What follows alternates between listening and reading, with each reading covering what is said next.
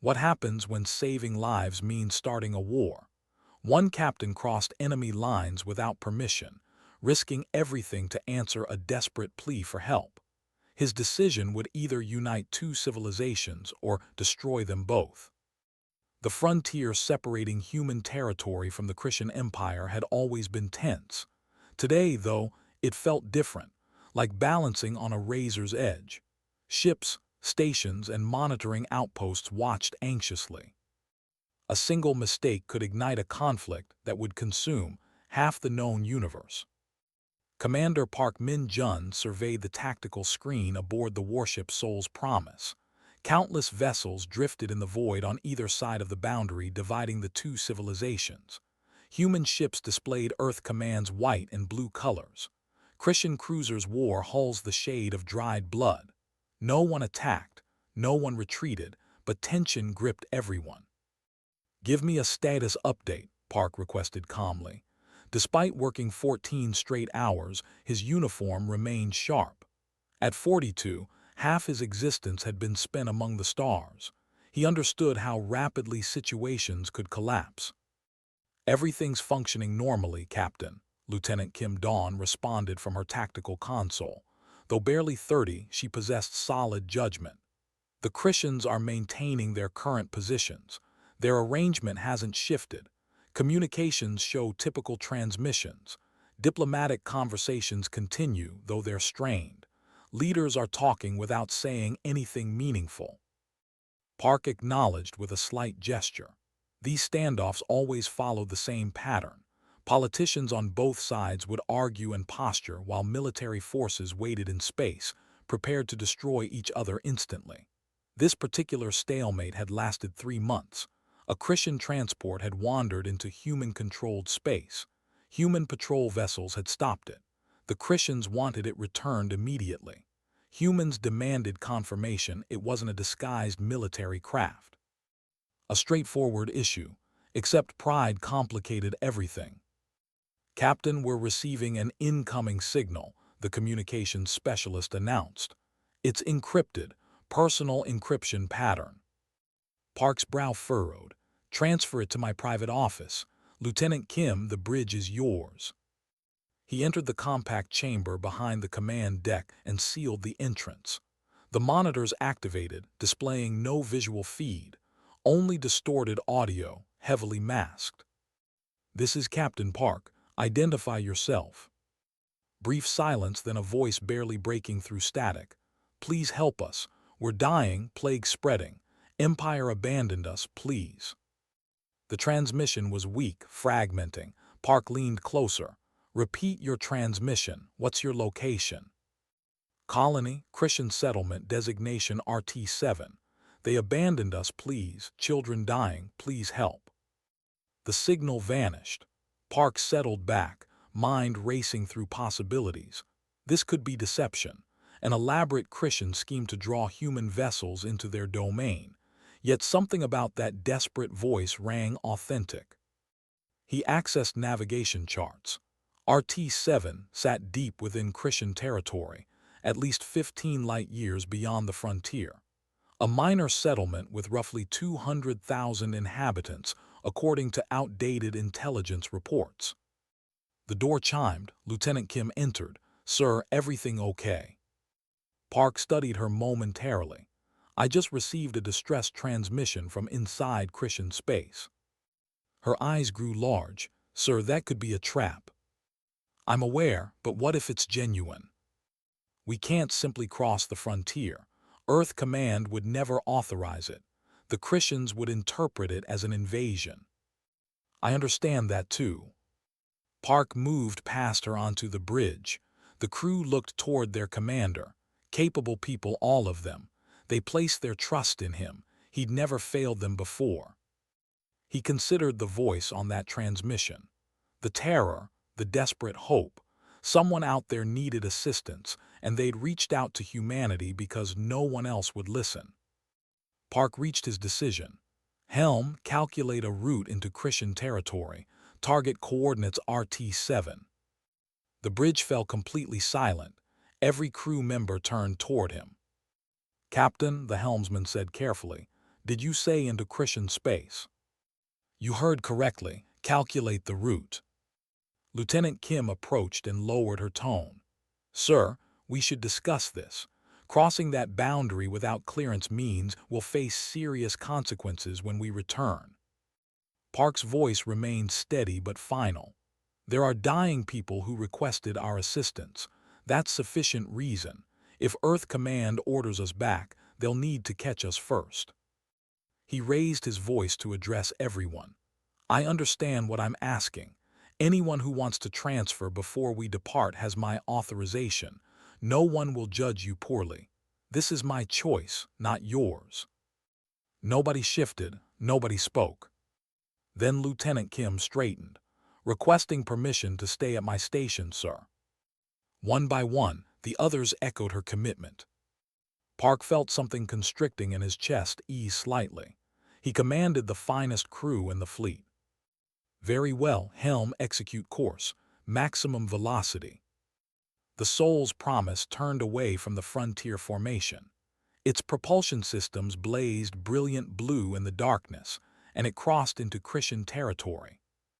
Warnings erupted on every ship and station, monitoring both sides of the boundary. Admiral Thalrix of the Critian Imperial Fleet was consuming his evening meal when his assistant burst through his quarters without announcing himself. That alone indicated something critical had occurred. Admiral, a human warship just violated the frontier. Thalrix carefully placed down his utensil. Critians resembled humans somewhat, though taller and leaner with ash-gray skin and enormous black eyes. His face could display fury clearly, and it did now. Which vessel? The battleship Soul's Promise. It departed formation and entered our domain approximately 3 minutes ago. Did it discharge weapons? No, sir. It simply crossed and continues accelerating deeper into our territory. Thalrix rose quickly. His mind processed possibilities as he strode toward the command facility. This could signal the war everyone feared beginning, a preemptive strike. But why deploy only one vessel? Humans weren't foolish. A single battleship couldn't win a war. He reached the command center and examined tactical displays. The human ship was indeed racing into Critian space, moving rapidly. Behind it, the remaining human fleet appeared equally confused as his own forces. Communications. Are we receiving anything from the human vessel? Nothing, Admiral. They're ignoring all contact attempts. What about from Human Fleet Command? Multiple urgent transmissions ordering the Soul's Promise to return immediately. They're being disregarded. This was peculiar, an unauthorized incursion, a rebellious commander. Thalrix had studied human military organization. Their discipline was strong. This shouldn't be possible. Where's it heading? The navigation specialist worked rapidly. Current trajectory suggests, Admiral, this doesn't make sense. They're heading towards Sector 7. There's nothing there except minor settlements. Which settlement? Calculating, RT7, sir. Thalrix felt his blood turn cold. RT7, the quarantine settlement. The one High Command had sealed off and ordered everyone to forget. The settlement that was probably dead by now. Dispatch our fastest interceptors. I want that vessel stopped before it reaches RT7. Yes, Admiral. Should they fire on the human ship? Thalrix hesitated. Starting a war with humanity was one matter, but if this commander knew about RT7, knew what the Empire had done. Pursuit only. Don't fire unless fired upon. I want to know what that ship's doing. On Earth, in the underground military command facility, General Rodriguez slammed her hand on the console. Someone explain how one of our battleships just invaded enemy territory. The chamber full of officers and analysts scrambled to provide explanations. None had satisfactory answers. Captain Park's last scheduled report was 3 hours ago. Everything was normal. No indication of issues. Well, clearly there's an issue now. Rodriguez pulled up communication records. Have we established contact?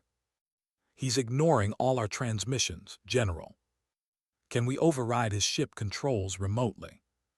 Not at this distance, and not with their communications restricted. Rodriguez forced herself to stay calm. Losing her temper wouldn't help. What's his destination? Unknown, ma'am. He's heading deep into Critian space. Current trajectory suggests he might be approaching their inner settlements. Is this a suicide mission? Is Park experiencing some breakdown?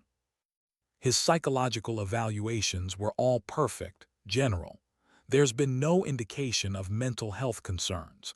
His crew hasn't reported worries. Then why is he doing this? Rodriguez studied the star chart.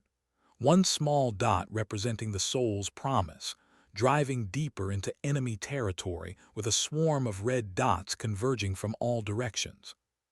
He's going to start a war, and we can't stop him. She opened an emergency channel to the Critian diplomatic mission. An ash-gray face appeared on screen, already displaying anger. General Rodriguez, your vessel is operating without authorization from Earth Command, Rodriguez said immediately. Ambassador, I want complete clarity. This isn't a military operation. We didn't order this. Captain Park is operating alone. You expect us to believe one of your commanders simply decided to invade our territory. I don't expect you to believe anything. I'm stating the facts. We're ordering Captain Park to return immediately. If he doesn't comply, you have our permission to disable his vessel. We won't consider it an act of war. The ambassador's large eyes narrowed. You would permit us to fire on your own ship. To prevent a war, yes. But ambassador, I'm requesting you show restraint. Disable, not destroy. Whatever Captain Park is doing, his crew doesn't deserve death for it. I'll relay your message to High Command, but I make no guarantees, General. The screen went dark. Rodriguez sat back and massaged her temples. 20 years in military service, and she'd never witnessed anything like this. A decorated commander with a flawless record suddenly going rogue.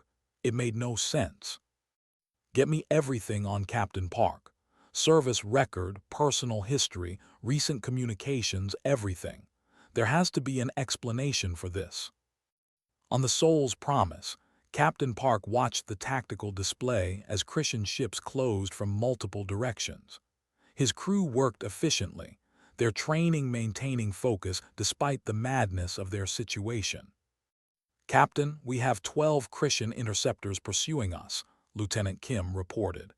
They'll be in weapons range in 15 minutes.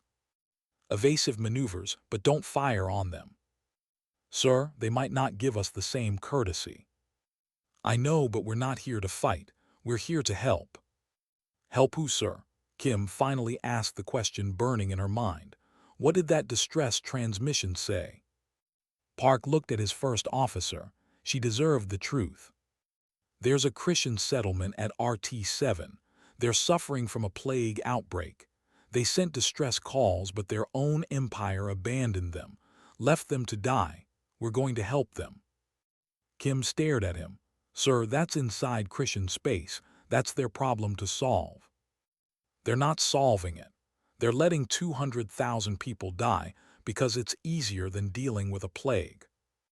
But we could start a war. Maybe, Park's jaw tightened. Or maybe we'll show them that some things matter more than boundaries in politics. People asked for help. We're going to provide it. Earth Command will court-martial you. Probably, but I'll sleep better than if I ignored that call. Kim looked at her captain for a long moment. Then she nodded. Then I guess we'd better make sure we actually help those people, sir. Weapons, keep shields at maximum but hold all fire. Helm, get creative with those evasive patterns. Engineering, I want every bit of speed you can give us. The crew responded with determination. They might not fully understand why their captain was doing this, but they trusted him. They would follow him into Critian space, into danger, because that's what good crews did. The Soul's promise raced deeper into enemy territory, carrying medical supplies and hope to people who'd been forgotten by their own kind. Behind it, two fleets mobilized for possible war. Ahead of it, a dying settlement waited for salvation they never expected. The universe held its breath and waited to see what would happen next. The Critian interceptors came fast and furious, 12 sleek warships with weapons active, closing on the Soul's promise like predators after prey.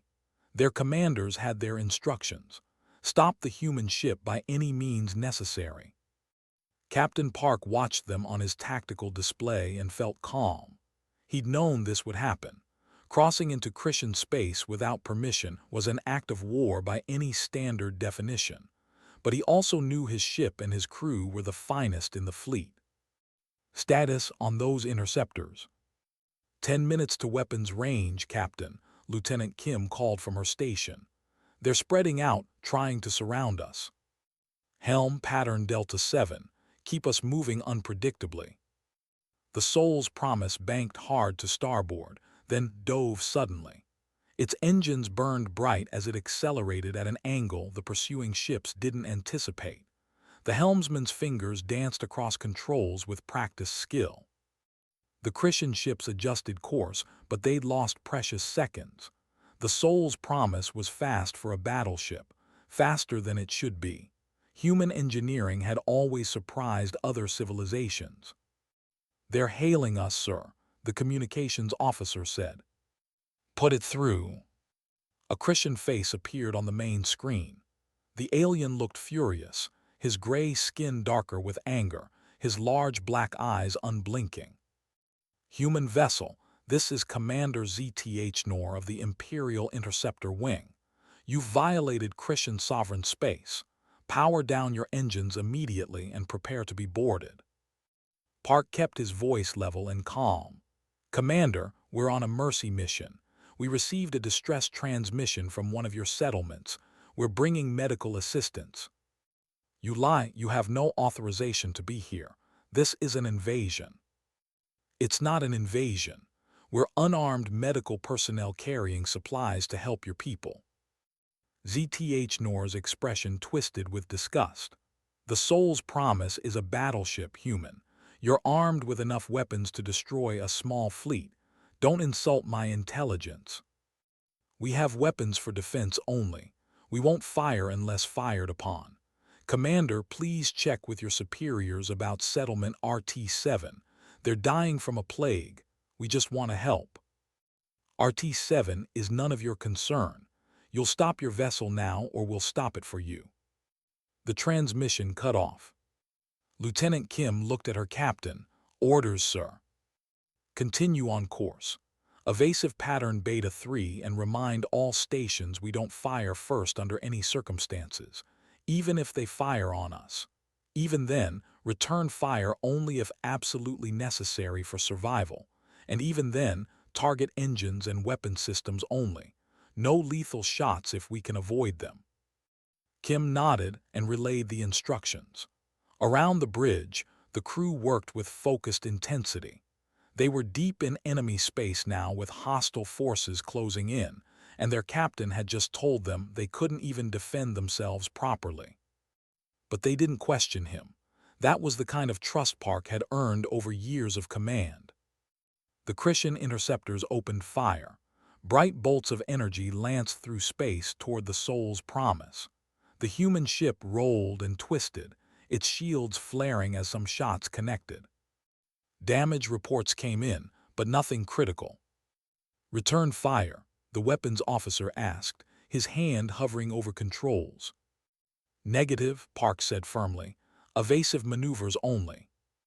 On the lead Critian interceptor, Commander ZTH Nor watched in confusion as the human battleship refused to shoot back. It dodged and weaved with impressive skill, absorbing hits on its shields, but its weapons stayed cold. "Why aren't they firing?" his tactical officer asked. "Unknown, perhaps their weapons are malfunctioning." "Unlikely, sir. Our scans show all their systems are fully operational. They're choosing not to fire." ZTH Nor didn't understand. In Critian military culture, not fighting back was shameful. It showed weakness. But this human ship wasn't running away in fear. It was still heading toward its destination, still moving forward despite being under attack. Intensify fire, target their engines. More weapons fire converged on the Soul's promise. The human ship's shields blazed with absorbed energy. On the bridge, damage alarms rang out. Shields down to 60%, Lieutenant Kim reported. Her voice stayed steady despite the ship shaking around them.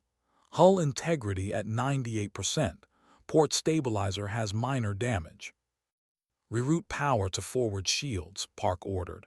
Helm, go to emergency speed. Engineering, I need everything you've got.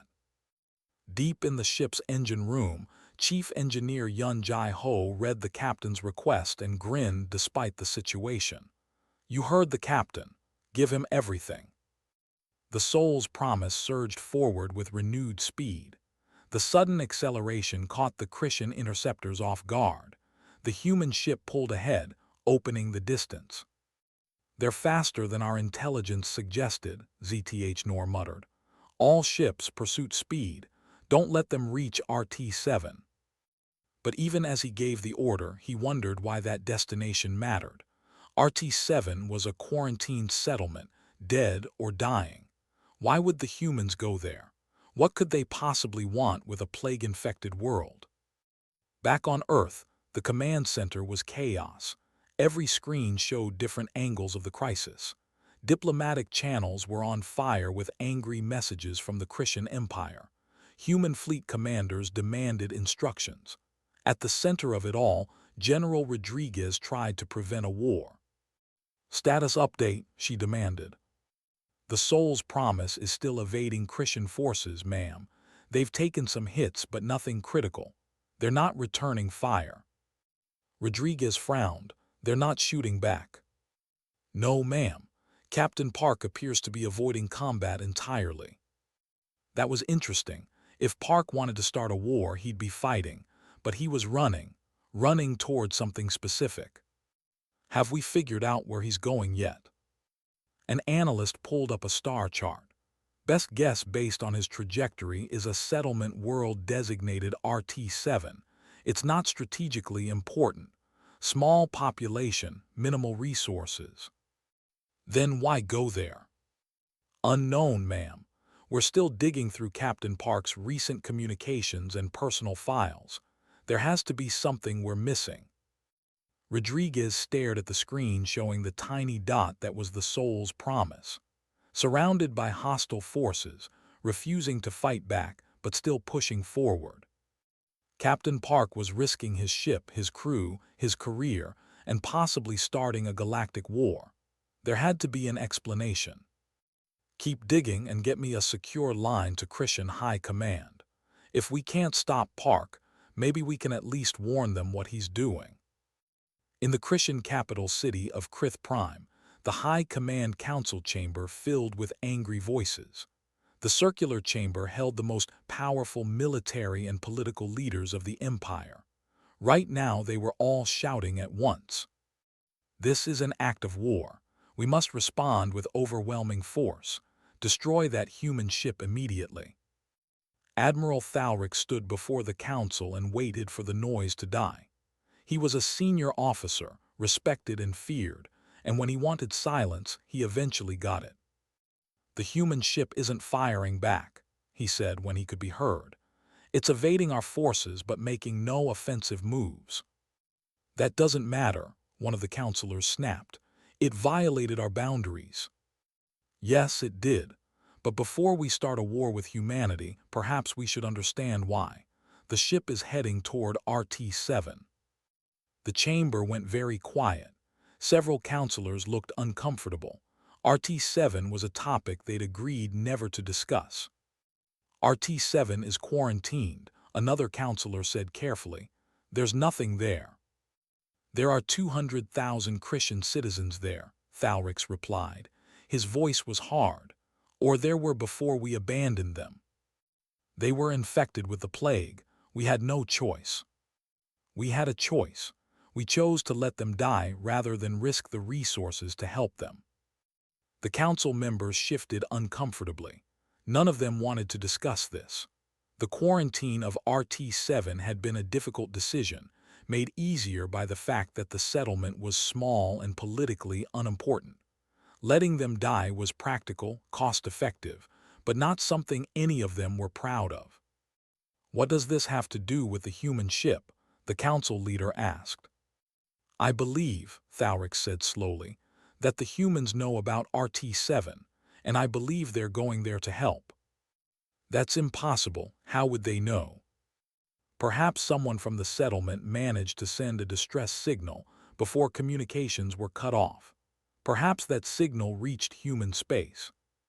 The counselors looked at each other with growing unease.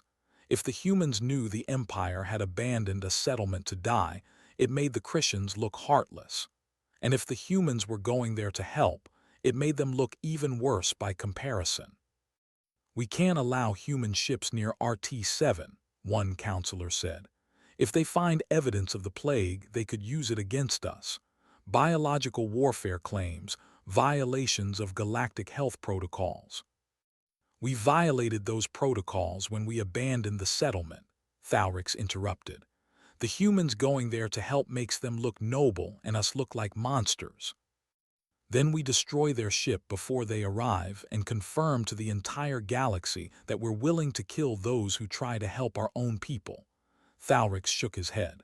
"That might be worse." The council fell silent, trapped by the consequences of their own choices. On the Soul's promise, Lieutenant Kim reviewed the tactical situation and didn't like what she saw. More Critian ships were converging on their position. The initial 12 interceptors had been joined by another 20 vessels, with more on the way. "Captain, we have a problem. Long-range scans show a Critian battle group moving to intercept us. 3 heavy cruisers and 24 support craft. They'll reach us in approximately 4 hours. Park nodded. He'd expected this. "Can we reach RT-7 before they arrive?" "If we maintain current speed and they don't send faster ships ahead, yes. Barely." "Then that's what we do." "Sir, even if we reach the settlement, we'll be surrounded. They won't let us leave." "I know, one problem at a time, Lieutenant." Kim wanted to argue but knew it would do no good. Her captain had made his decision. Now they all had to live with it, or die with it. She looked around the bridge at the other crew members. They looked scared but determined. Good people doing their best in an impossible situation. She felt proud to serve with them. "Helm, steady as she goes. Communications, I want continuous scans for any changes in Critian fleet positions. Weapons, keep shields at maximum. And someone tell engineering that Chief Yun better keep those engines running at peak performance or I'm coming down there personally." Despite the tension, a few crew members smiled. Lieutenant Kim was known for her threats to visit engineering, and Chief Yun always swore she was bad luck for his machinery.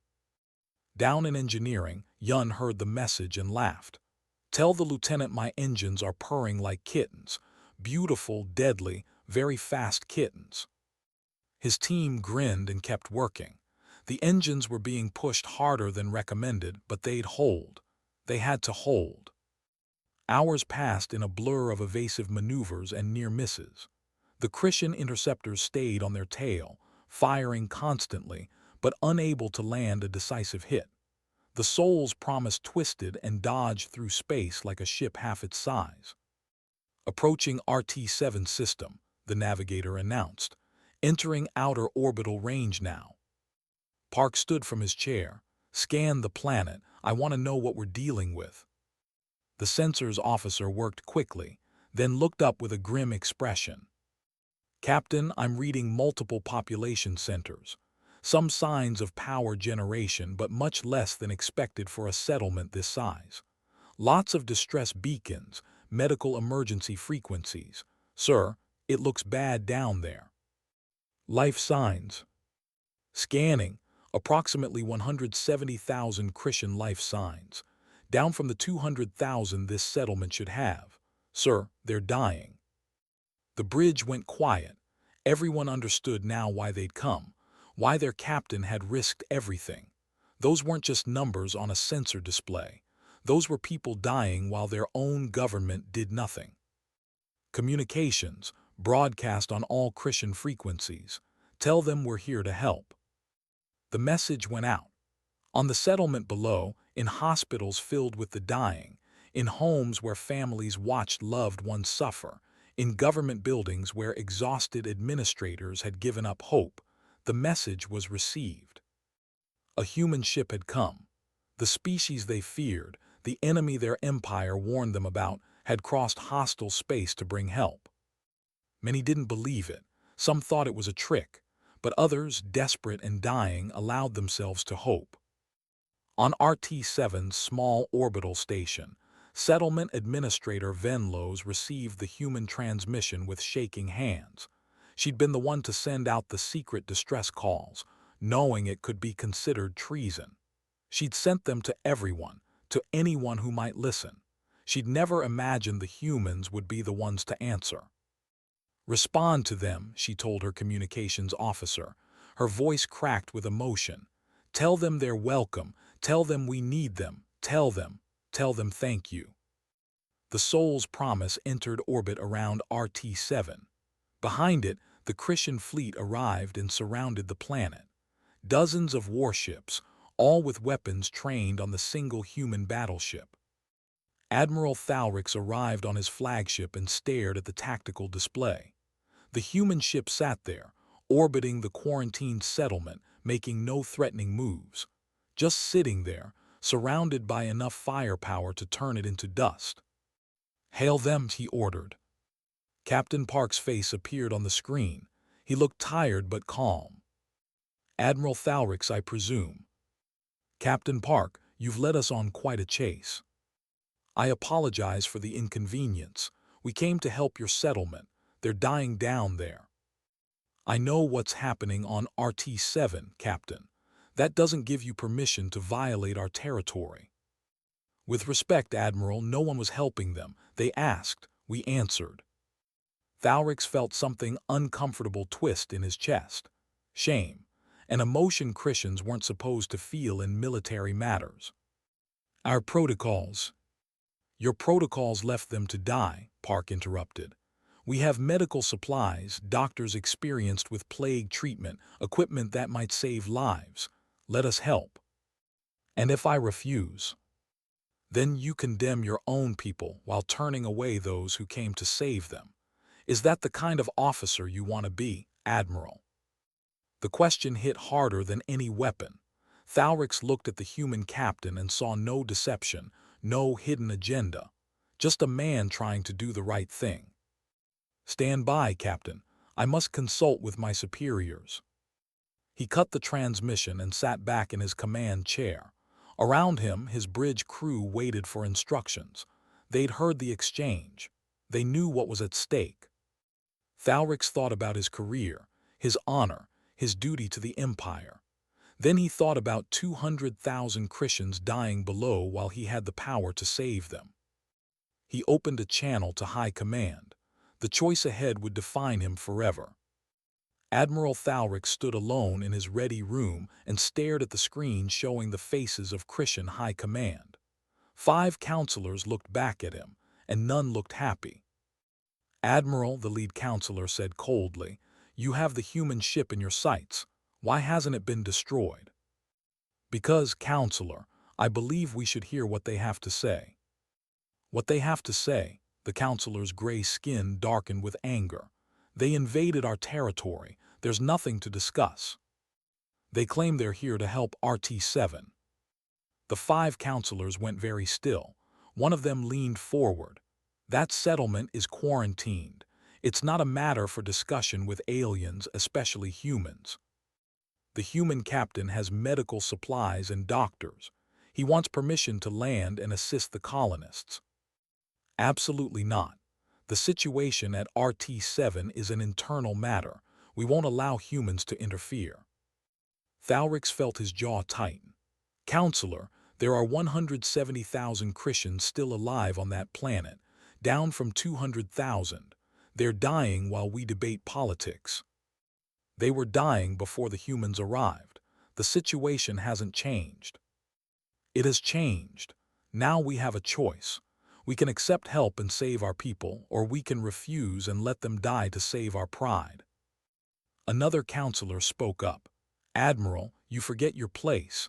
High Command makes decisions of policy. Your role is to follow orders and defend the Empire.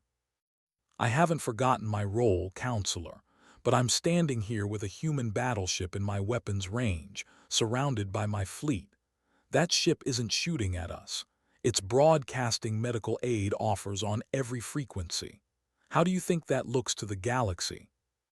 The galaxy doesn't need to know about RT-7. The humans already know. They came here because the settlement sent distress signals. If we destroy that ship, humanity will want to know why we killed their people for trying to save ours. The counselors exchanged uncomfortable looks. Thalrix pressed his advantage. And if we let them help, if we accept their assistance and save our settlement, we look strong. We look like a people who value life over politics. But if we refuse and let our own citizens die rather than accept human help, we look like monsters. You overstep your authority, Admiral. Perhaps, but I'm the one here facing this situation, not you safe in the capital. The silence stretched out. Finally, the lead counselor spoke again. We'll discuss this matter. You're ordered to maintain your position and prevent the human ship from landing. Don't destroy it yet, but don't allow it to proceed. Is that understood? Understood, counselor. The transmission ended. Thalrix stood there for a moment, feeling the weight of what he'd just done. Challenging High Command was dangerous. Questioning their decisions was career-ending at best. But he'd seen the sensor scans of RT-7. He'd read the reports of the plague. He knew what was happening down there, and he couldn't pretend it didn't matter. He returned to the bridge and looked at his tactical officer. Status on the human ship. Holding position in orbit, Admiral. They're running continuous scans of the planet's surface. No weapons active. Shields at standard defensive levels. Hail them again. Captain Park appeared on the screen once more. He looked like he hadn't slept in days, but his eyes were still sharp. Admiral, have you reached a decision? High Command is discussing your request, Captain. In the meantime, you're ordered to maintain your current position. Don't attempt to land. Park nodded slowly. How long will this discussion take, Admiral? People are dying while politicians debate. I'm aware of that. Have you seen the medical scans? The plague is spreading. Every hour we wait, more people die. Children, Admiral, families, your people. Thalrix felt that uncomfortable shame again. Captain Park, I understand your concern, but there are procedures. Procedures? Park's calm finally cracked slightly. Admiral, respectfully, procedures are what got this settlement abandoned in the first place. Someone decided it was too expensive or too risky or too much trouble to help. So they wrote it off, filed the right forms, followed the procedures, and left 200,000 people to die. You don't understand our situation. I understand people need help and we can provide it. Everything else is just excuses. The transmission went silent for a moment. Both commanders looked at each other across the void of space, each carrying the weight of impossible choices. My orders are clear, Captain. You won't land on RT-7. And if I disobey, then I'll be forced to stop you. Park looked tired. Then I guess we both have difficult choices ahead of us, Admiral. The transmission ended. On the Soul's promise, Lieutenant Kim approached her captain. Sir, what are we going to do? We're going to wait and give them time to make the right choice. And if they don't? Park didn't answer. He didn't have a good answer. He'd brought his ship and crew here on what might be a futile mission. The Critian government might decide to let its people die rather than accept human help. And if that happened, there was nothing he could do. Captain, incoming transmission. It's from the planet's surface. Put it through. A Critian woman appeared on screen. She looked exhausted, her gray skin pale, her large eyes red from crying or exhaustion or both. But she held herself with dignity. Human Captain, I'm Settlement Administrator Venlos. I want to thank you for coming. We sent distress calls to everyone we could reach. You're the first to answer. Park felt his throat tighten. We're here to help, Administrator. We have medical supplies and experienced doctors. If your government gives us permission, we can begin treatment immediately. Our government? Venlos smiled bitterly. Our government declared us dead 3 months ago. They cut off all communications, all supply lines, all aid. They told the galaxy we were under quarantine for public health reasons. They told us to die quietly and not make trouble. I'm sorry. Don't be sorry, Captain, be angry. I am. We're just a small settlement not important enough to save. The resources required to help us were apparently too expensive, so they wrote us off. On his flagship, Admiral Thalrix listened to the transmission. All Critian ships in the area were receiving it. Venlos was broadcasting her words to the entire fleet. Administrator Venlos, this is Admiral Thalrix. You're transmitting on military frequencies. I know, Admiral. I want your crews to hear this. I want them to know what their government did to us. We're not rebels. We're not criminals. We're just ordinary Christians who got sick, and our empire decided we weren't worth saving. The quarantine was necessary to prevent the plague from spreading. The quarantine was murder, Admiral, and we all know it. But now these humans, these aliens we've been told to fear, they came to help us. They risked war, risked their own lives to bring us medicine. What does that say about us? About our empire? Thalrix had no answer. Around him, his bridge crew looked uncomfortable. They were hearing the truth they'd all suspected but never spoken about. Venlos continued, her voice growing stronger. Human Captain, even if you can't land, even if your government and ours decide to let us die, thank you. Thank you for caring when no one else did. Thank you for proving that humanity is worth something. Park's voice was thick with emotion when he replied, We're not giving up, Administrator. Hold on. We'll find a way. I believe you will. Venlos out. The transmission ended, but the silence that followed was heavy with meaning. On Earth, General Rodriguez listened to the recording of Venlos's transmission and felt her anger grow. The Critians had abandoned a settlement and lied about it, and Captain Park had discovered their secret. Get me the Critian diplomatic mission again, she ordered. The gray face of the ambassador appeared on her screen. He looked uncomfortable. General Rodriguez. Ambassador, I just heard a very interesting transmission from RT-7. Would you care to explain why your government abandoned 200,000 citizens to die? That's an internal matter. It became an international matter when one of my captains risked everything to help them. Ambassador, my captain crossed your boundaries without permission. That was wrong, but he did it to save lives that your government threw away. How exactly am I supposed to punish him for that? The ambassador had no good answer. Rodriguez pressed her advantage. Here's what's going to happen. Captain Park and the Soul's Promise are going to land on RT-7. They're going to provide medical assistance to your abandoned colonists, and your government is going to allow this to happen. Do you know why? General, because if you don't, I'm going to make sure every species in the galaxy knows the Critian Empire lets its own people die and attacks those who try to help them. Your government will be known as the regime that cared more about pride than lives. Is that the legacy you want? The ambassador's expression showed he understood the threat. I'll relay your message to High Command. You do that, and tell them they have 1 hour to make the right choice. After that, Captain Park is landing with or without permission, and the galaxy will watch what happens next. Rodriguez cut the transmission and looked at her staff. Get me every media contact we have. Prepare to release Administrator Venlos's transmission to every news outlet in human space. If the Critians refuse to help their own people, we'll make sure everyone knows about it.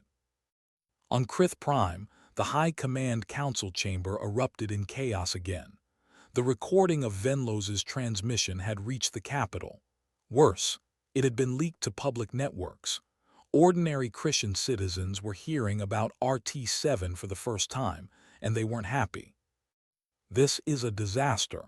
How did this information become public? The humans will use this against us. The humans already are using it against us, the lead counselor said grimly.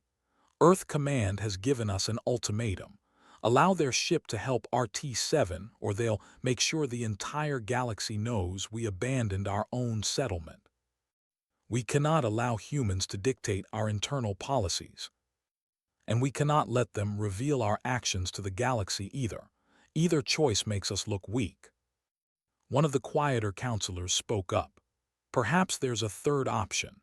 We allow the humans to land and help, but we claim it was always our intention to accept outside assistance. We save face by saying we were coordinating with humanity all along. That's a lie. It's politics. We look magnanimous for accepting help. The settlement gets saved. The humans look like heroes, but we avoid looking like monsters. Everyone wins. The council members considered this. It wasn't perfect, but it was better than the alternatives.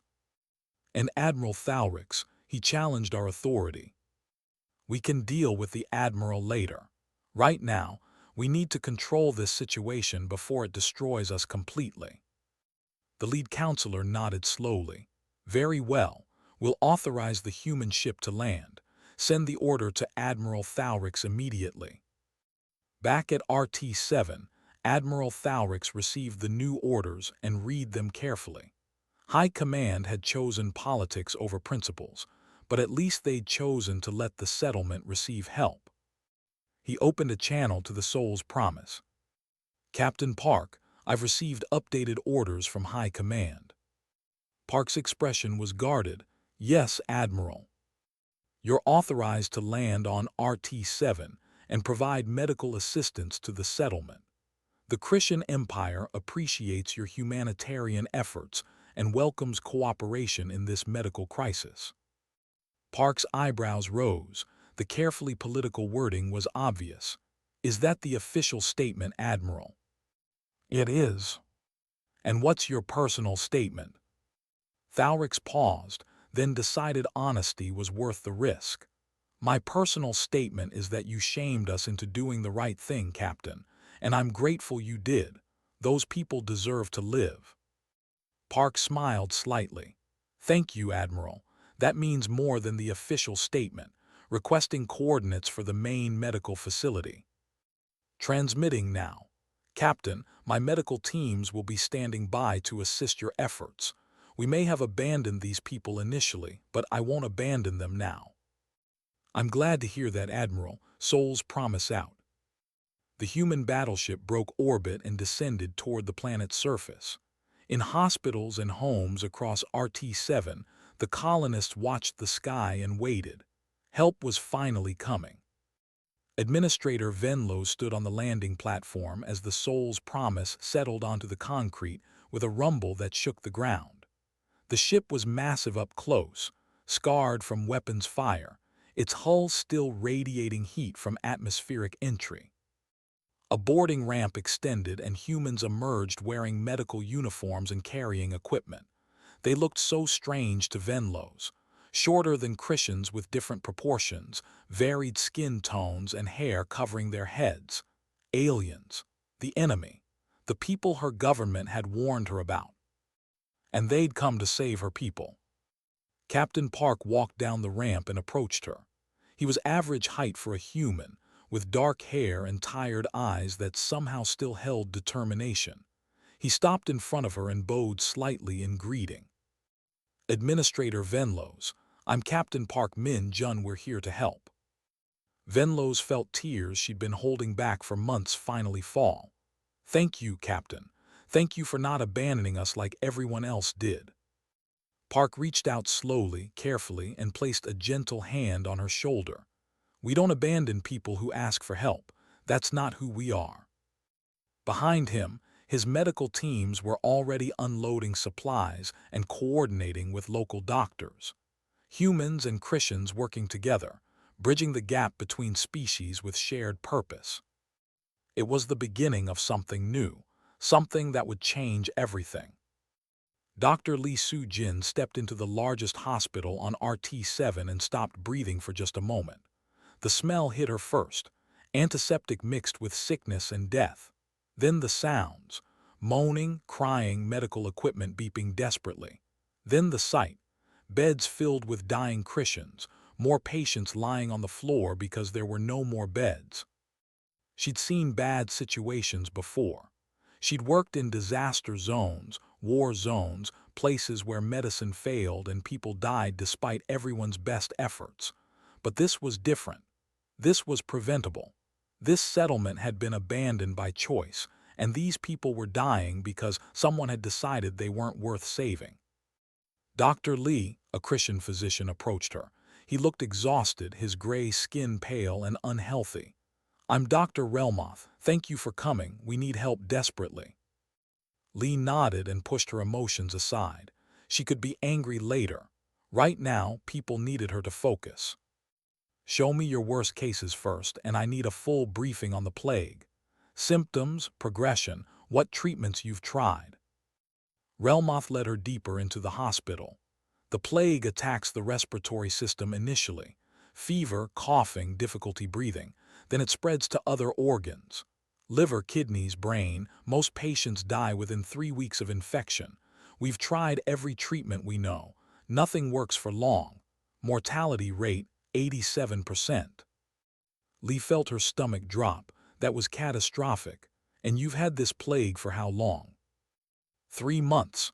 It appeared suddenly in one of the farming communities. We reported it immediately to the Empire. They sent a medical team, but when they realized how deadly and contagious it was, they evacuated and declared us quarantined. Then they cut off all communications and supply lines. They just left you. Yes, Relmoth's voice was bitter. We had medicine for perhaps 2 weeks. After that, we've been trying to keep people comfortable while they die. We've lost 30,000 citizens already. We'll lose the rest within another month if nothing changes. Lee looked around the hospital at the dying patients. Then she looked at Relmoth and saw the pain in his eyes. He was a doctor watching his patients die, unable to help them. She knew that pain. "We're going to change it. Dr. Relmoth, I need blood samples from multiple patients at different stages of infection. I need tissue samples if you have them. And I need your complete medical database on this plague. Can you get me that within the hour?" "Yes." "Good. My team brought portable laboratory equipment and medical supplies. We also brought experimental treatments that have worked on similar plagues. We're going to figure this out." For the first time in months, Relmoth felt something like hope. "You really think you can help?" "I don't know yet, but I promise you we're going to try everything possible. You didn't give up on your patients, Doctor. We won't give up on them either." In another part of the hospital, Lieutenant Kim Dawn worked with the Seoul's Promise medical team to unload supplies. Boxes of medicine, advanced diagnostic equipment, oxygen generators, IV fluids. Everything the settlement had been desperately lacking. A small crowd of Critian civilians had gathered to watch. They looked at the humans with expressions Kim couldn't quite read. Fear, suspicion, gratitude. Probably all of those things mixed together. A young Critian child, maybe 6 or 7 years old, stood at the front of the crowd. She was small, even for a Critian child, with large eyes that seemed too big for her thin face. She watched Kim with intense curiosity. Kim smiled at her and waved. The child didn't wave back, but she didn't run away either. Kim picked up a small box of medical supplies and walked over to the child. "Hi there, what's your name?" The child looked up at her. "Lyra." "That's a pretty name. I'm Kim. Are you here because someone in your family is sick?" Lyra nodded. "My mother, she's inside. She's very sick." Kim felt her heart squeeze. "I'm sorry. Our doctors are going to help her, okay? That's why we came here." "Why?" Lyra asked with the blunt honesty of children. "You're humans. We're supposed to be enemies." Who told you that? Everyone. The government, the teachers, everyone. They said humans are dangerous. Kim knelt down to be at the child's eye level. Does your mother seem dangerous to you? Lyra looked confused. My mother, no, she's nice. Exactly. Just because governments say people are enemies doesn't make it true. Sometimes people are just people and they need help and other people want to help them. That's all that matters. So you came all this way just to help us? We did. Lyra thought about that for a moment. Then she stepped forward and hugged Kim around the waist. Kim was so surprised, she almost dropped the box of supplies, but she recovered quickly and gently hugged the child back. Thank you, Lyra whispered. Thank you for helping my mother. Kim blinked back tears. This was why they'd come. This moment right here. You're welcome, sweetie. Now, let's get these supplies inside so our doctors can start helping people. Across the settlement, similar scenes played out. Human and Critian medical personnel working together, sharing knowledge and resources. The language barrier was sometimes difficult, but medical terminology was fairly universal, and desperation helped bridge the gaps. Captain Park walked through the medical facilities with Administrator Venlos, observing the coordinated relief efforts. Your people work quickly, Venlos observed. They've only been here for 4 hours, and already they've treated nearly 100 patients. We train for disaster response, and Dr. Lee is one of the best epidemiologists in human space. If anyone can figure out this plague, it's her. I hope you're right, Captain. We're running out of time. Park knew that was true. Even with human help, the plague was spreading faster than they could treat it. They needed a cure, not just symptom management. His communicator beeped. Park here. Captain, this is Dr. Lee. I need to talk to you privately. It's important. On my way. Park excused himself and found Lee in the makeshift laboratory they'd set up in a hospital conference room. She looked tired but excited, which was a good sign. What have you found, Doctor? Something interesting. I've analyzed blood samples from 50 patients at different stages of infection. The plague is aggressive, yes, but it's also surprisingly consistent.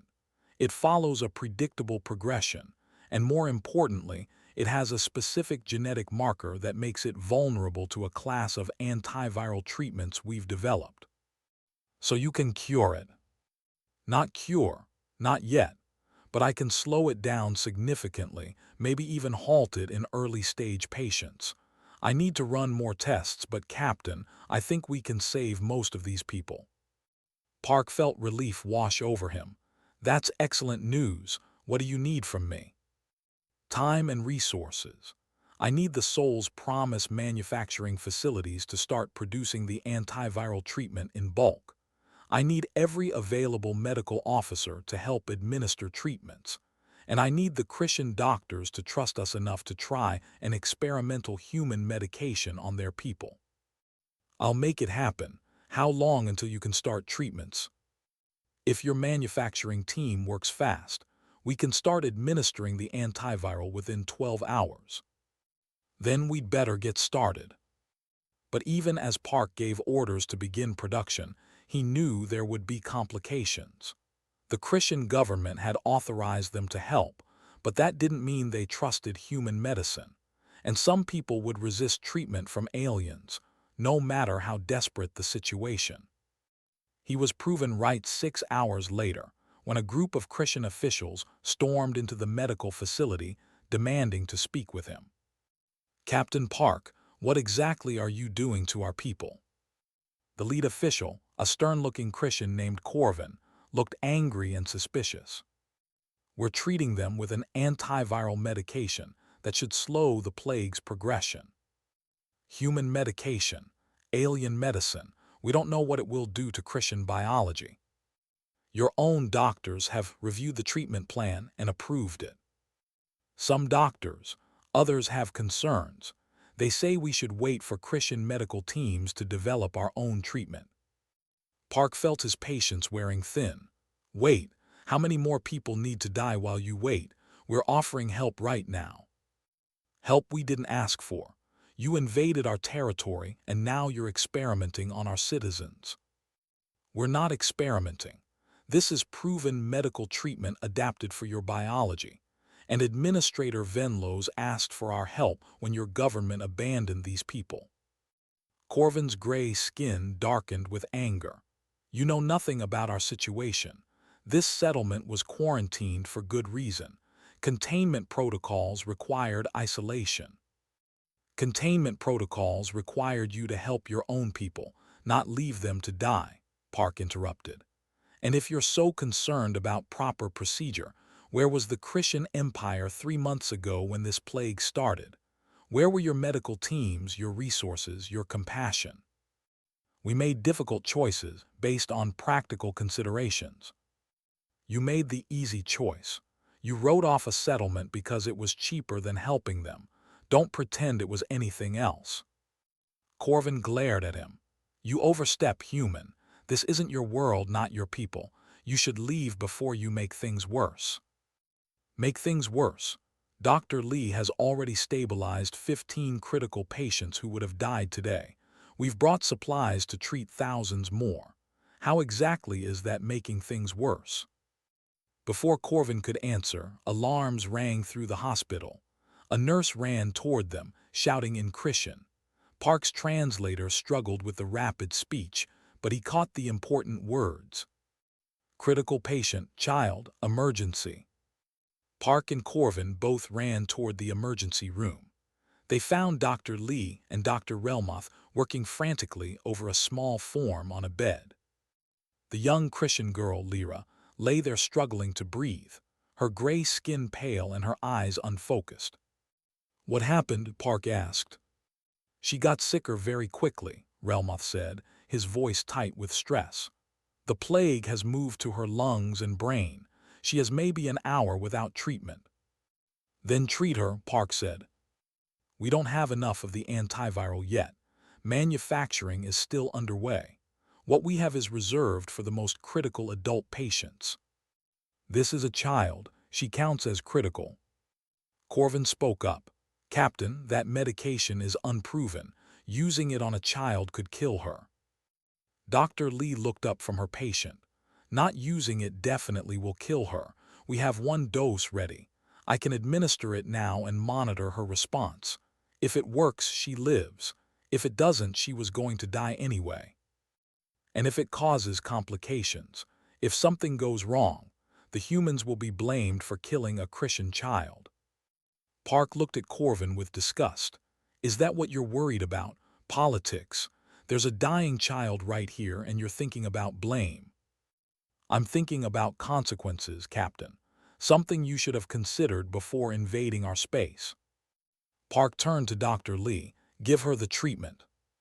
Captain, if I'm overruling local officials, I'll take responsibility. Give her the treatment now. Lee nodded and prepared the injection. The antiviral serum was a clear blue liquid in a standard medical syringe. She carefully inserted the IV line and began the infusion. Everyone in the room held their breath and watched. The little Critian girl lay there struggling for each breath. The monitors showed her vital signs weakening. Then slowly things began to change. Her breathing eased slightly. Her heart rate stabilized. Color started to return to her gray skin. After 10 minutes, Lyra opened her eyes and looked around, confused. Where's my mother? Dr. Relmoth laughed with relief. She's in the next room, little one. You're going to be fine. Lee checked the monitors and smiled. The antiviral is working. Her fever's dropping. Oxygen levels are improving. She's going to make it. Around the emergency room, Critian medical staff began to cry with relief and joy. They'd watched so many patients die. Seeing one live, especially a child, was overwhelming. Corvin stood there silently, watching the scene. His expression was unreadable. Park walked over to him. Still think we should leave? Corvin looked at the child now asking for water and her mother. He looked at the human and Critian doctors celebrating together. He looked at Captain Park standing there, exhausted and stubborn and right. "No," Corvin said quietly. "I don't think you should leave. I think we need you here." Park nodded. "Then help us. Convince your government to send more resources. Work with us instead of against us. We can save this settlement, but we need cooperation." "I'll try, Captain. I cannot promise success, but I'll try." It wasn't much, but it was a start.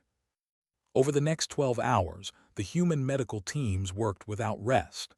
The Soul's Promise manufacturing facilities produced the antiviral treatment as fast as possible. Critian and human doctors administered it to thousands of patients, starting with the most critical cases. The results were extraordinary. Mortality rates dropped from 87% to less than 30%. Patients who were expected to die began to recover. The plague was still deadly, but it was no longer unstoppable. News of the treatment success spread throughout the settlement and beyond. More Critian officials arrived from the central government, this time bringing supplies and support.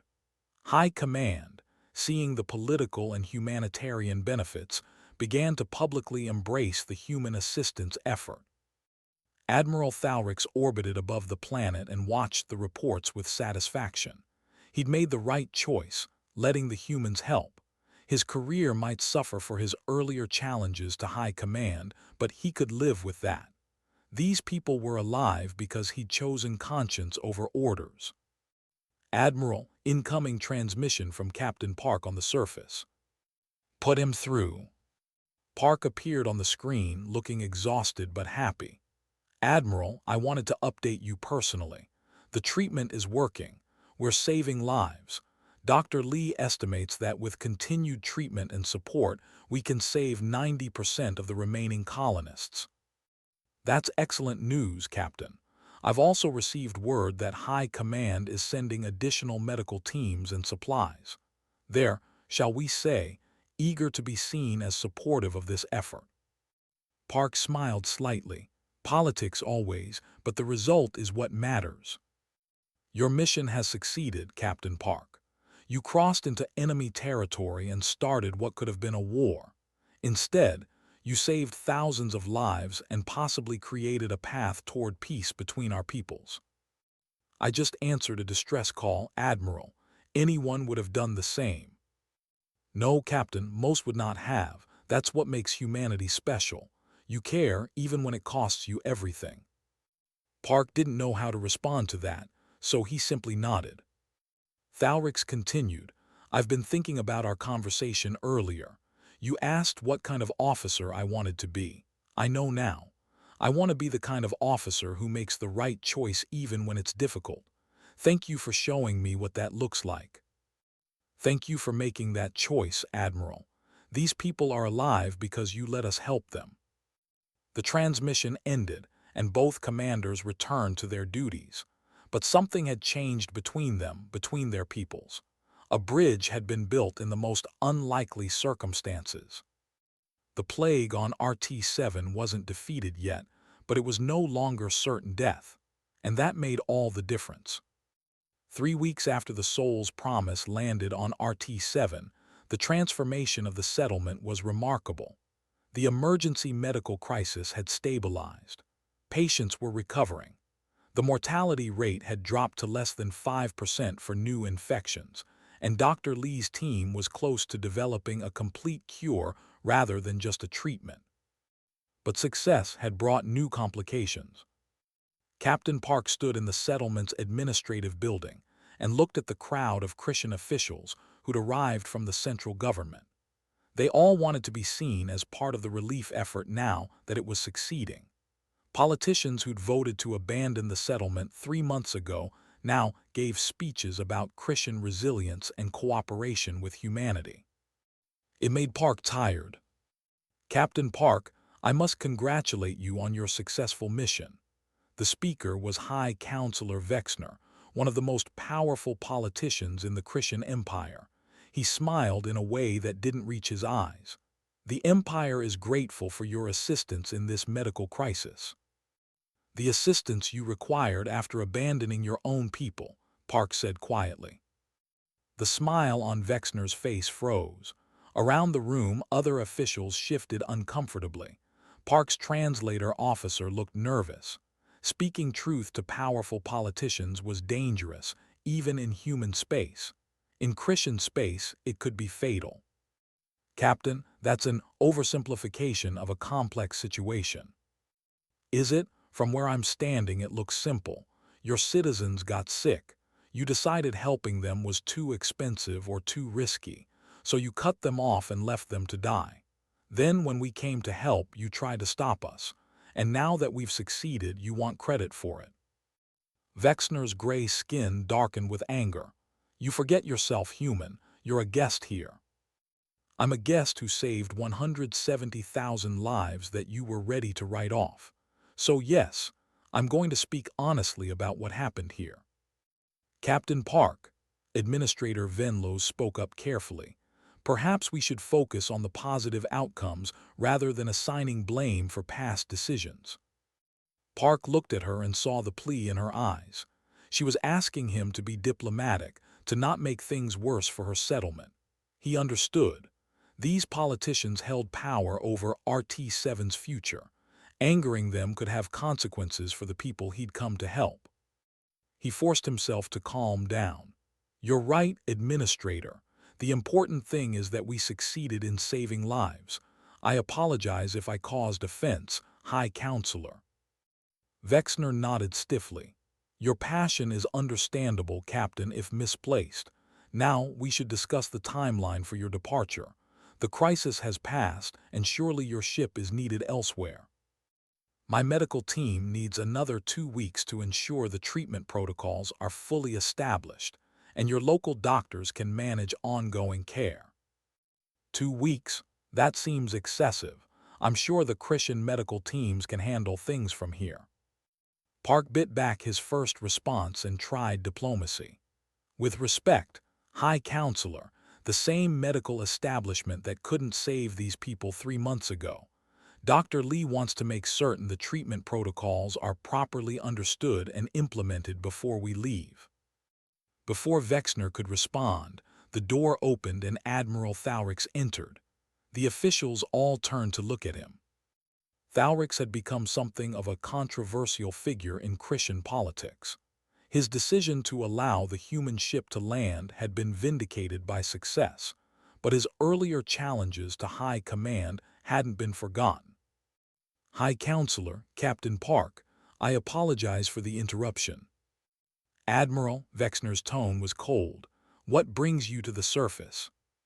I have news that affects both our peoples. Thalrix looked around the room. Perhaps we should speak privately. Anything you need to say can be said in front of these officials, Vexner declared. Thalrix hesitated, then nodded. Very well. I've received reports from multiple sources. The story of what happened at RT7 has spread throughout the galaxy. Human media has been covering it extensively. Other species have taken notice. So, Vexner looked annoyed.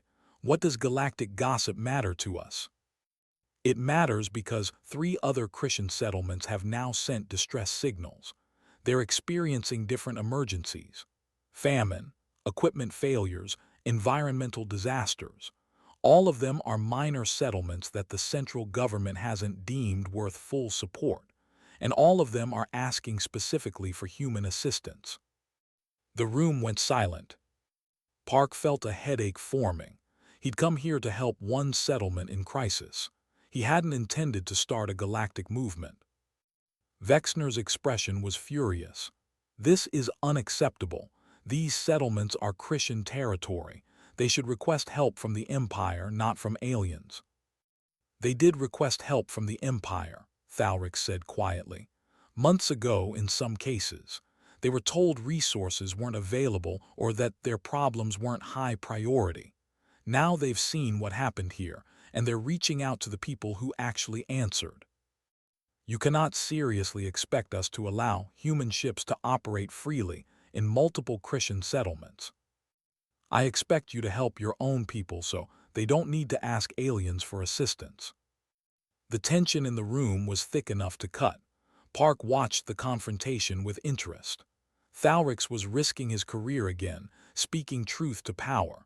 The Admiral had more courage than most politicians Park had met. "Admiral, you continue to overstep your authority," Vexner said coldly. "Your role is military command, not political commentary. Perhaps a reassignment is in order, somewhere far from the capital where you can remember your place." Thalrix straightened his shoulders. "Do what you must, High Counselor. I stand by my statements." Park decided to intervene before things got worse. "High Counselor, Admiral, perhaps we can find a solution that serves everyone's interests. The settlements need help. The Empire wants to maintain sovereignty. Earth Command doesn't want to get involved in internal Critian affairs. What if we created a joint task force? Critian and human personnel working together to respond to emergencies in Critian space. It would be under Critian authority but with human technical and medical support." Vexner looked suspicious. "Why would humanity agree to that? What do you gain?" "The same thing we gained here. The satisfaction of helping people who need it. And maybe, if we work together successfully, we build trust between our peoples. Maybe we turn potential enemies into actual allies." The High Counselor considered this. Park could see him working through the political angles.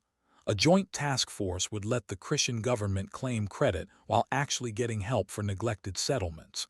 It would prevent the embarrassment of multiple human ships operating independently in Critian space. And it would make the Empire look progressive and cooperative rather than cruel and neglectful.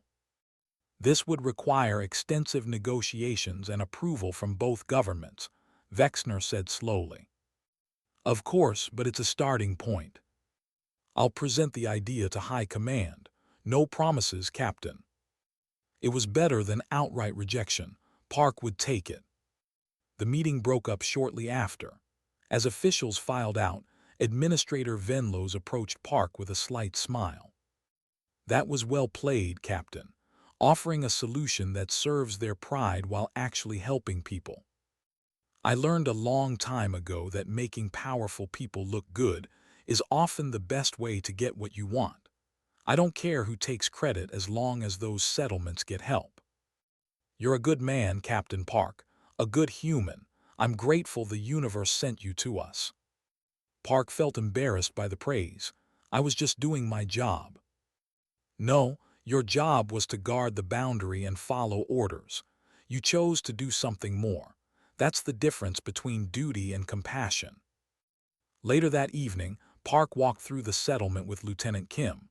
The streets were busy with people going about their lives. Children played in parks. Shops were open. It looked almost normal, except for the occasional medical station and the mix of human and Critian personnel working together. "It's strange," Kim observed. 3 weeks ago, we crossed that boundary expecting to maybe start a war. Now look at this place. Humans and Critians working together like it's the most natural thing in the world." That's what happens when people focus on helping each other instead of fighting. "Do you think it will last after we leave?" Park didn't answer immediately. He thought about the political tensions, the hardliners on both sides who wanted to maintain old hostilities, the difficulty of building trust between species who'd been enemies for generations. But then he saw a group of children playing together. Human and Critian kids who'd apparently decided that species differences didn't matter when you were having fun. He saw Dr. Lee and Dr. Relmoth talking and laughing as they reviewed patient files together. He saw Critian families approaching human medical staff without fear, just gratitude. "I don't know if it will last," he admitted, "but I know it's possible. We proved that much." His communicator beeped. "Captain, this is Dr. Lee. I need you at the medical center. Something important." Park and Kim hurried to the hospital. They found Lee in her office with several Critian doctors, all looking excited. "What's going on, doctor?" Lee held up a data pad with a huge smile. "We did it, Captain. We found a complete cure. Not just treatment, but an actual cure that eliminates the plague from the body entirely. We can eradicate this disease." The room erupted in celebration. Critian and human medical personnel hugged each other, some crying with relief and joy. Park felt something tight in his chest finally release. How long until we can start administering the cure? We can start production tonight. Within a week, we can cure every infected person on RT-7. The plague will be completely eliminated from this settlement. Park thought about all the people they'd saved, all the families that wouldn't lose loved ones, all the children like Lyra who would grow up healthy. 3 weeks ago, this settlement had been dying. Now it would survive and thrive. Excellent work, Doctor. You and your team have performed miracles. We all did, Captain. This was a team effort. Humans and Critians working together, sharing knowledge and resources. That's what made it possible. The next morning, Admiral Thalrix received an unexpected summons to the capital. He expected it to be his dismissal, punishment for challenging high command too many times. But when he arrived at the council chambers, he found something very different. High command sat in their usual positions, but their expressions weren't angry. They looked uncomfortable but not hostile. Admiral Thalrix, the lead counselor, began. We've been discussing your recent actions and statements. I understand, Counselor. I accept whatever decision you've made. Do you? That's interesting because we haven't told you what it is yet. Thalrix waited, confused. Your conduct at RT-7 was unorthodox. You challenged direct orders. You made political statements beyond your authority, and you sided with an alien captain against your own government. Yes, Counselor. You also saved 170,000 Critian lives, prevented a war with humanity, and created an opportunity for positive relations with a former enemy. The public sees you as a hero. Other military officers respect your judgment. And honestly, you made us all look at ourselves and question choices we'd been comfortable making. The counselor stood up and walked closer to Thalrix. We've decided to promote you to High Admiral and place you in charge of a new initiative. You'll work with Captain Park and human representatives to create a joint emergency response task force.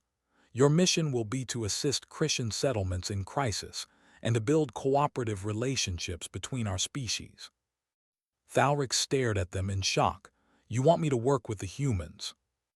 We want you to continue doing what you did at RT-7. Help our people, build bridges, and yes, challenge us when we make decisions based on politics rather than principles. We need officers like you, Admiral. Officers who remember that serving the Empire means serving its citizens.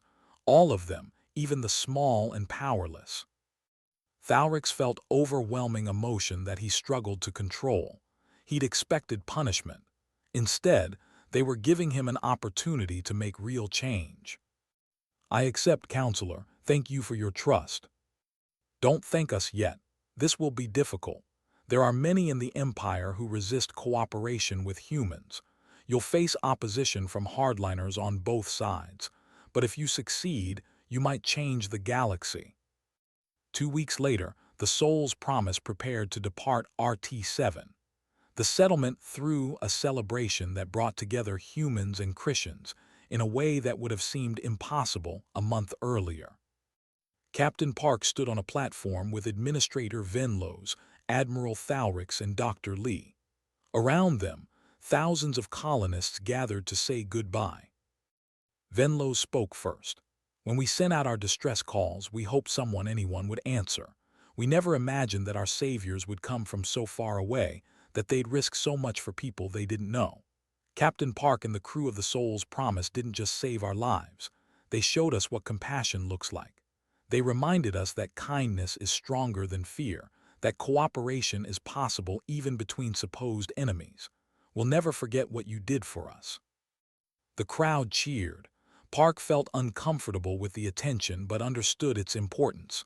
This moment mattered. He stepped forward to speak. When I received your distress call, I didn't think about politics or boundaries or whether helping you was allowed. I just knew people needed help and I could provide it. That's what humanity believes. that we have a responsibility to help those who ask, regardless of who they are or where they come from. You asked, we answered. That's all this was. But it wasn't all this was. Thalric spoke up. Captain Park is being modest. What happened here changed things. It changed how Critians see humans. It changed how we see ourselves and our responsibilities to our own people. And I believe it will change the galaxy. Today, I'm announcing the creation of the Joint Species Emergency Response Task Force. Critian and human personnel working together to respond to crises throughout our space. Captain Park has agreed to serve as co-commander of this initiative. Park looked at Thalrix in surprise. They discussed the general concept, but he hadn't agreed to command it. Thalrix smiled slightly. I may have been optimistic about your answer, Captain, but I know you won't refuse. You care too much about helping people. The Admiral was right. Park couldn't refuse. This was exactly what he'd hoped would come from their mission. Lasting cooperation, ongoing assistance to those in need, a bridge between species who'd been enemies. I accept, Park said. It will be an honor to work with Admiral Thalrix and continue building this partnership. The crowd erupted in celebration. Humans and Critians cheered together. Later, as the Soul's Promise prepared for departure, Park stood on the bridge and looked at the planet below. So much had changed in such a short time. They'd come here expecting to maybe start a war. Instead, they'd started something better. Captain, we're cleared for departure, the helmsman reported. Take us out, set course for human space. The battleship lifted from the surface and climbed toward orbit.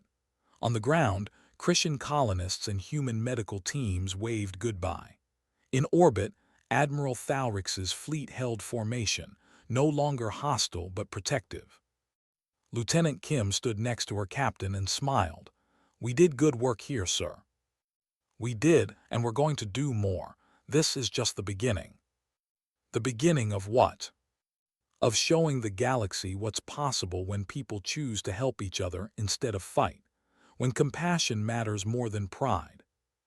The Soul's Promise left RT-7 behind, but its influence remained. In the following months, the Joint Task Force responded to multiple emergencies across Critian space. They saved lives, built trust, and proved that cooperation between former enemies wasn't just possible, but beneficial. Other species noticed. The Yarvoth Confederation reached out to humanity with trade proposals. The Nethic Alliance proposed cultural exchange programs. Species throughout the galaxy saw what humans had done at RT-7 and reconsidered their assumptions about this young race. Humanity's reputation shifted. They were no longer seen as just another aggressive species expanding through space. They were the people who crossed enemy lines to save lives, the ones who chose mercy over victory, compassion over conquest. On Earth, General Rodriguez watched the reports and shook her head in amazement. Captain Park had violated orders, invaded enemy territory, and nearly started a war. By all traditional military standards, he should have been court-martialed.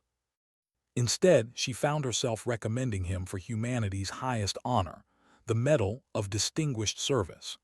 The award specifically cited his courage, compassion, and commitment to saving lives regardless of political consequences.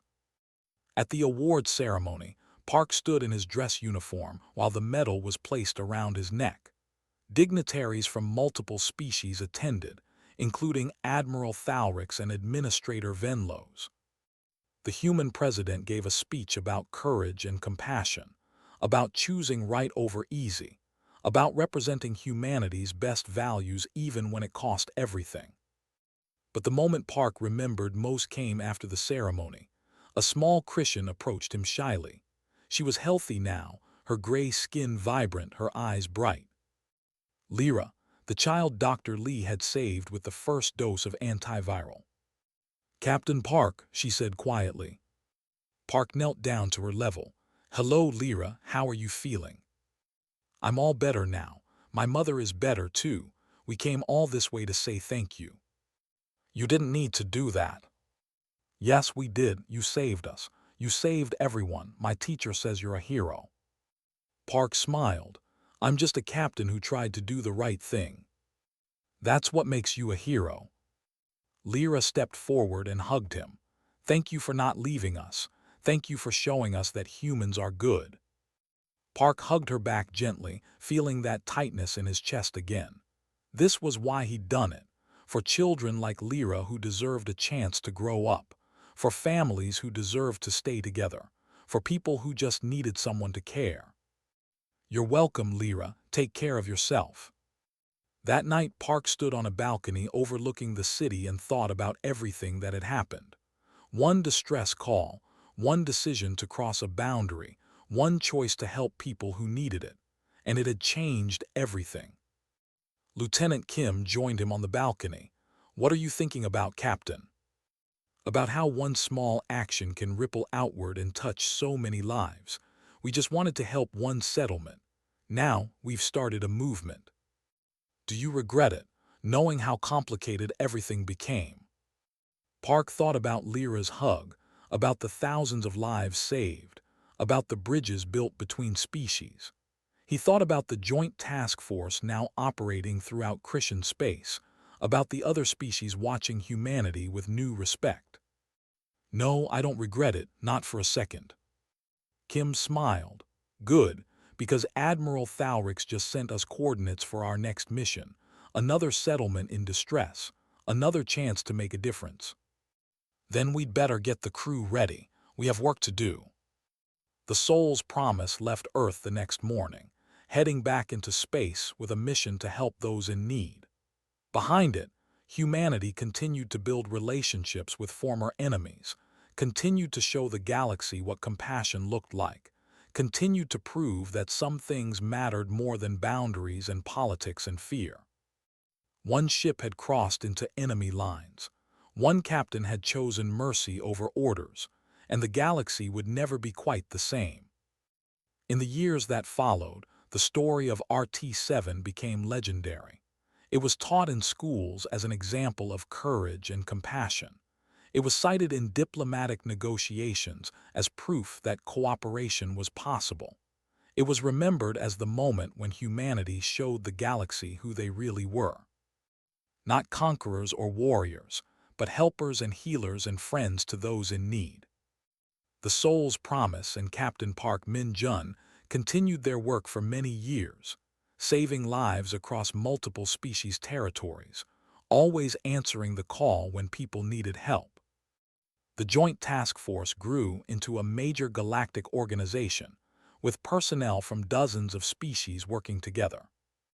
Admiral Thalrix served alongside Park for the rest of his career, building bridges and changing minds. He wrote in his memoirs that the moment he decided to let the human ship land was the most important decision of his life. Dr. Lee Soo-jin became one of the most respected medical professionals in the galaxy. Her plague cure was adapted to treat diseases on multiple worlds. She never forgot the lessons of RT-7.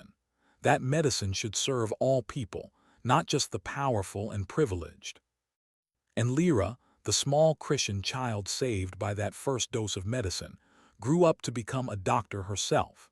She dedicated her life to serving in emergency response, inspired by the humans who'd shown her that caring about strangers wasn't weakness. It was the greatest strength of all. The galaxy learned an important lesson from RT-7, that humanity's greatest weapon wasn't their military might or their technology. It was their refusal to give up on people who needed help, their stubborn insistence that every life mattered, regardless of species or politics or cost. That was what made them special. That was what made them different. That was what made them heroes.